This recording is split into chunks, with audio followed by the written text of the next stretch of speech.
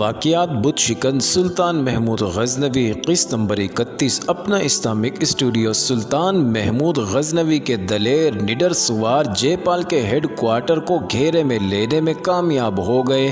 ناظرین، وہاں بڑا سخت معرکہ لڑا گیا مگر جے پال نکل نہ سکا اور وہ 15 حکام کے ساتھ زندہ پکڑا گیا۔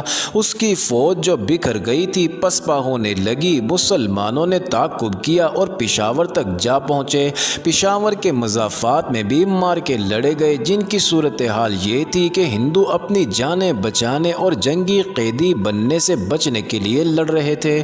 ہندوؤں کے راجا کا جھنڈا گرنے اور اس کی مرکزی کمان ختم ہو جانے سے جنگ کا پانسا پلٹ گیا۔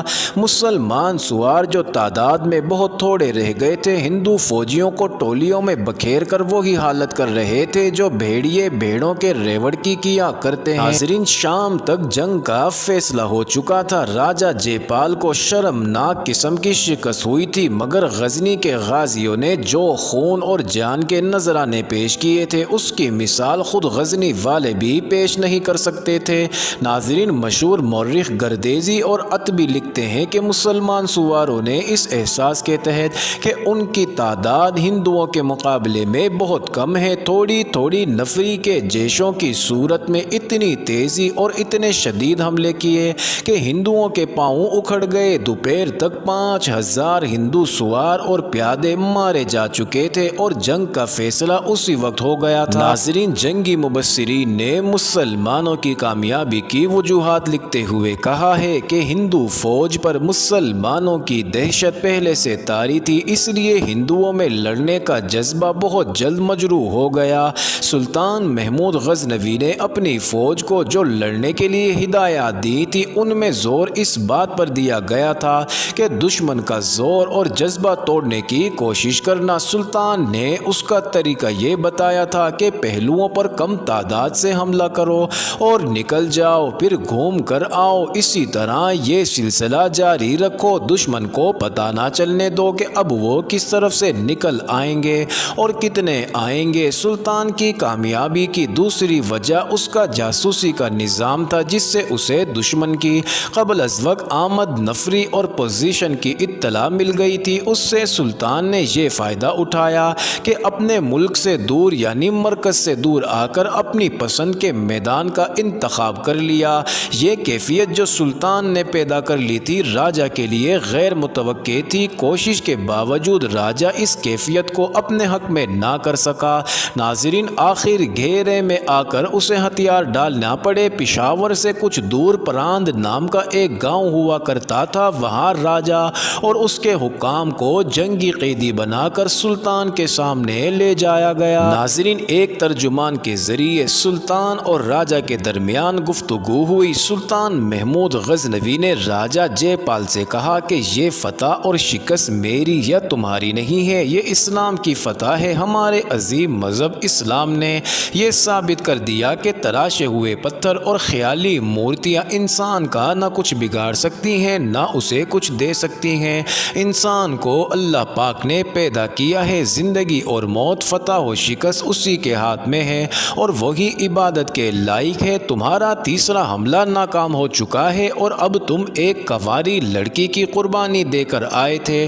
دیوتاؤں نے تمہیں اس ناحق قتل کی سزا دی ہے۔ قربانی ہم بھی دیا کرتے ہیں مگر کسی انسان کو خدا کے سامنے ذبح نہیں کرتے۔ میدان جنگ میں لاشیں دیکھ لو، ہم مسلمان ایسے قربانی دیا کرتے ہیں اور اللہ پاک اسے قبول بھی کر لیا کرتا ہے۔ کیا تم ہمارے مذہب اور ایمان کو برحق تسلیم نہیں کرتے؟ جنہوں نے 10,000 کی تعداد میں ہو کر تمہارے 50,000 کی تعداد کے لشکر کو بھگا دیا ہے۔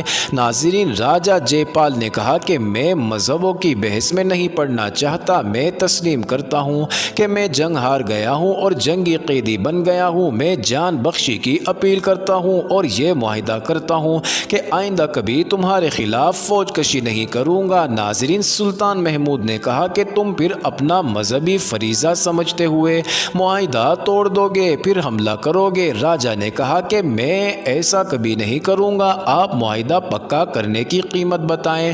ناظرین، سلطان نے کہا کہ میں یہ خزانہ جو جنگ میں ہاتھ لگا ہے اس کو شامل نہیں کروں گا کیونکہ یہ مال مال غنیمت ہے اور اسلامی فوج مسلمانوں کا حصہ ہے، خزانے کا مال غنیمت کم نہ تھا۔ ناظرین، مورخین لکھتے ہیں کہ راجہ بے انتہا خزانہ ساتھ لایا تھا۔ دیگر زر و جواہرات اور نقدی کے علاوہ ہیروں کے 15,000 ہار تھے، جن میں ایک ہار کی قیمت 80,000 دینار تھی۔ ناظرین، معاہدے کی روح سے طے پایا کہ راجہ جے پال کو رہا کر دیا جائے گا۔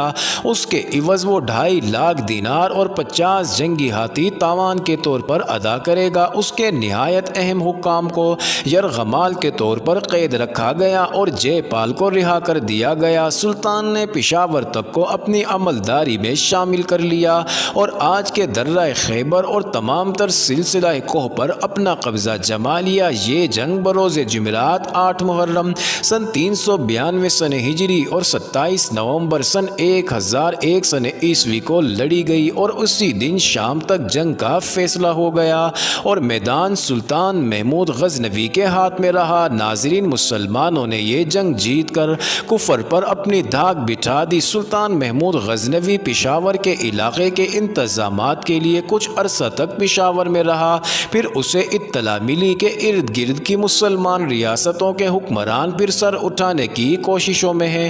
اس لیے سلطان سن 1002 سن عیسوی میں واپس غزنی چلا گیا۔ راجہ جے پال شکست کھا کر اور رہا ہو کر سیدھا لاہور پہنچا۔ وہ بوڑھا تو پہلے ہی تھا مگر اس شکست نے اسے اور زیادہ بوڑھا کر دیا تھا۔ اس نے دربار منعقد کیا اور سب راجاؤں کے سامنے راجنیتی سے الگ ہونے کا اعلان کیا اور اپنے بیٹے آنند پال کو گدی پر بٹھا دیا۔ ناظرین، راجہ نے اپنے بیٹے کو وصیت کی کہ مسلمانوں سے جنگ مت کرنا، خاص کر غزنی پر حملہ نہ کرنا۔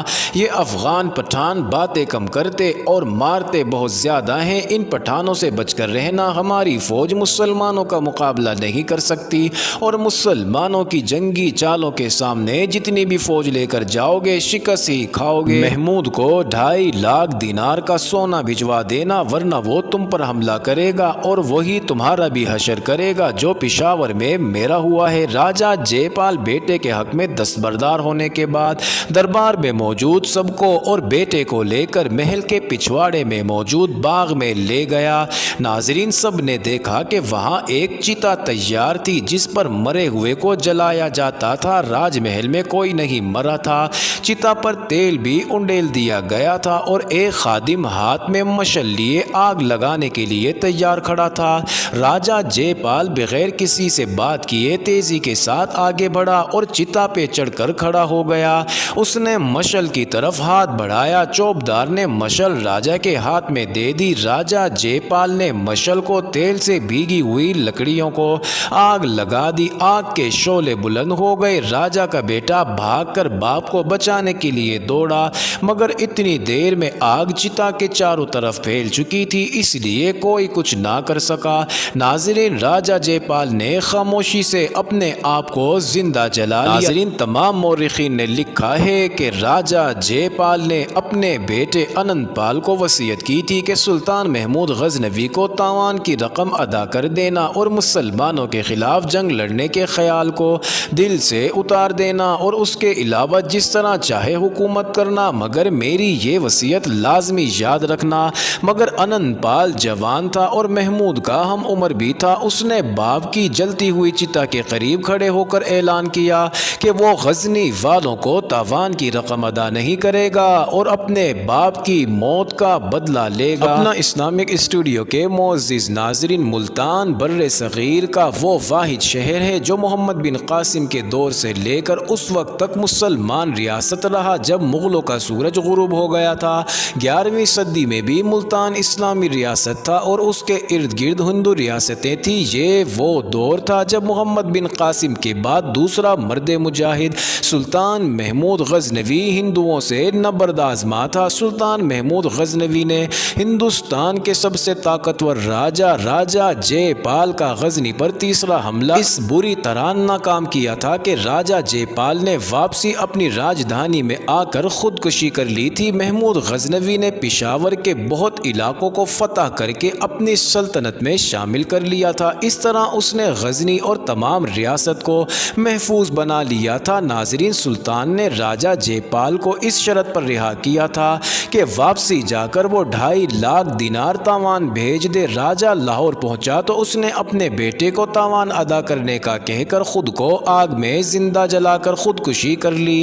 راجہ کے بیٹے نے تاوان نہ دینے کا اعلان کیا اور کہا کہ وہ اپنے باپ کے خون کا بدلہ سلطان محمود غزنوی سے لے گا۔ ناظرین، 2 سال اور گزر گئے مگر تاوان کی رقم ادا نہ کی گئی۔ سلطان کے جاسوسوں نے اطلاع دی کہ راجہ کے بیٹے اننت پال نے تاوان دینے کی بجائے اپنے باپ کی موت کا بدلہ لینے کے لیے تیاری کر رہا ہے۔ ناظرین، محمود غزنوی نے کہا کہ میرے لیے یہ کوئی نئی خبر نہیں ہے، میں ذہنی طور پر ایسی ہی صورتحال کے لیے تیار تھا۔ میں نے جے پال کے علاقے پر اسی لیے قبضہ کیا ہے کہ اس کے بعد کے راجاؤں کو غزنی ستاروں کی طرح بہت دور لگے۔ میں نے غزنی کو ہی نہیں، خانہ کعبہ اور خلافت کی گدی کو بھی محفوظ کر لیا ہے۔ ناظرین، ایک سالار نے کہا کہ سلطان جے پال مر گیا ہے اور اس کے بیٹے کو ہم خاطر میں نہیں لاتے۔